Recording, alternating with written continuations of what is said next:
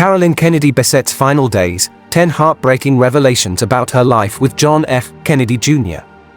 The truth about Carolyn Bessette, who died in a 1999 plane crash with husband John F. Kennedy Jr. and her sister Lauren, is explored in Elizabeth Bella's new book Once Upon a Time. In no variation of this world was Carolyn Bessette not going to be met with a bizarre combination of reverence and resentment. She had dared to be the woman John F. Kennedy Jr., one of the most eligible bachelors on the planet, the closest thing America had to a crown prince, fell in love with and eventually married. And, in a way, she would never be forgiven for taking him off the market. No matter that Carolyn and John did not live happily ever after, instead dying in a plane crash on July 16, 1999, that also killed her sister Lauren Bessette. Their story has thereby been impossible to tell from any angle without an ominous tinge shading even their happiest moments. In death, Carolyn didn't exactly become an afterthought in the wake of all the rabid attention, explained away as public interest, that was paid to her during the 7 years she was linked to the only son of President John F. Kennedy and Jacqueline Kennedy. But her personhood was gobbled up by history, dragged under the weight of the overwhelming tragedy of it all. Not willing to lose Carolyn to time as the 25th anniversary of her death at 33 approaches, or to let her be filed away as merely a style icon, Elizabeth Bella seeks to reclaim the woman who existed outside of John's aura in her new book Once Upon a Time, The Captivating Life of Carolyn Bessette Kennedy. The biographical basics about the 5'10" Boston University graduate, even before she was tasked in the spring of 1992 with overseeing a private VIP fitting for the Camelot Air at the Calvin Klein boutique at Saks Fifth Avenue, are, of course, well documented. But Once Upon a Time is about her, and plenty of people who knew her wanted to talk about the woman who, unlike Princess Diana, the doomed public figure she's most compared to, not least because John told a friend Carolyn was spooked by the royal's 1997 death, never got to share her side of the story. Here are the most haunting revelations about Carolyn's final days from Once Upon a Time. 1. The untold story. Carolyn Bessette was inarguably a trendsetter during her life, from her effortless downtown ensembles of long skirts, snug white tees and Chuck Taylors that turned heads during her days in sales and PR at Calvin Klein, to her impeccable Narciso Rodriguez silk crepe wedding dress, to the parade of flawless monochromatic looks she chose for events once she was the toast of society with John F. Kennedy Jr. The admiration for her style has only evolved into worship since she died in a plane crash with her husband and sister Lauren Bessette on July 16, 1999. But she didn't just add a little polish to her innate flair once she entered the Kennedy orbit, according to Elizabeth Bella's 2024 book Once Upon a Time. 2. Carolyn changes clothes. Carolyn changed to meet the standards of what she thought John's late mother Jacqueline Kennedy would have wanted for her only son. After a heady summer romance in 1992, John unceremoniously broke it off after a friend sent him a letter detailing why Carolyn was bad news. She resisted his efforts to apologize for more than a year, even changing her phone number. So John, also entangled with off-and-on girlfriend Daryl Hannah during this time, never introduced Carolyn to his beloved mom before she died of non-Hodgkin's lymphoma on May 19, 1994, one of his great regrets and a reason Carolyn gave for breaking up with him several times. 3. Carolyn was never left alone. It wasn't just posthumously that everyone knew John and Carolyn's address.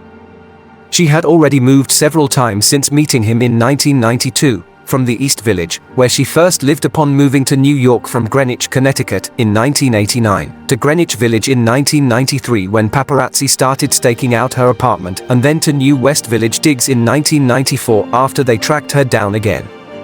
Carolyn moved into John's Tribeca loft with no doorman and no security at 20 Northmore in 1995. While John and countless others assured her that the paps would chill out once they were married, the photographers waited outside for her every morning.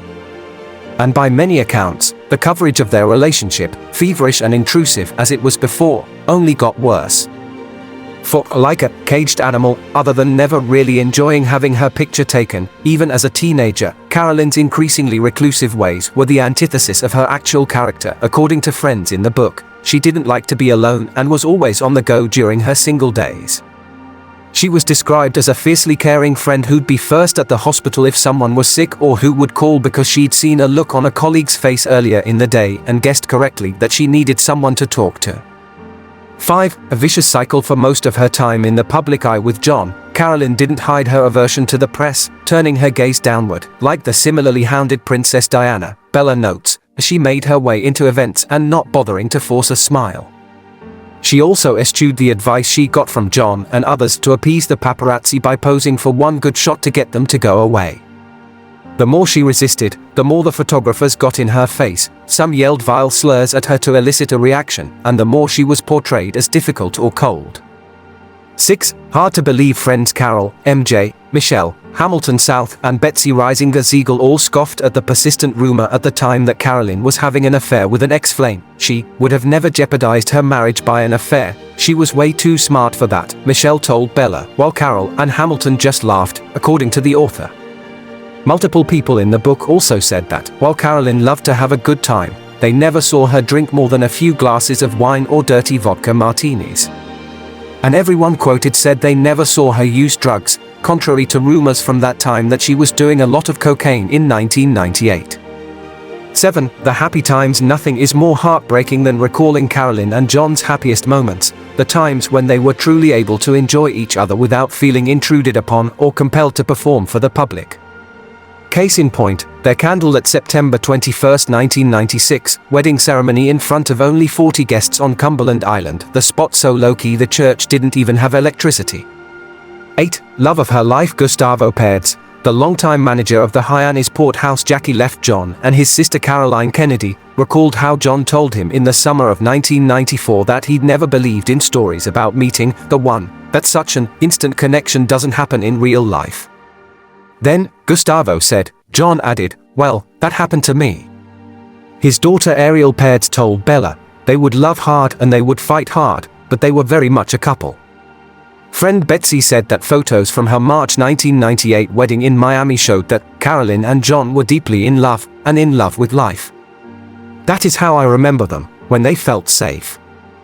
9. The mob turns into mourners. On July 18, 1999. When officials announced the search for John's plane had gone from a rescue to a recovery mission, 20 Northmore turned into a shrine.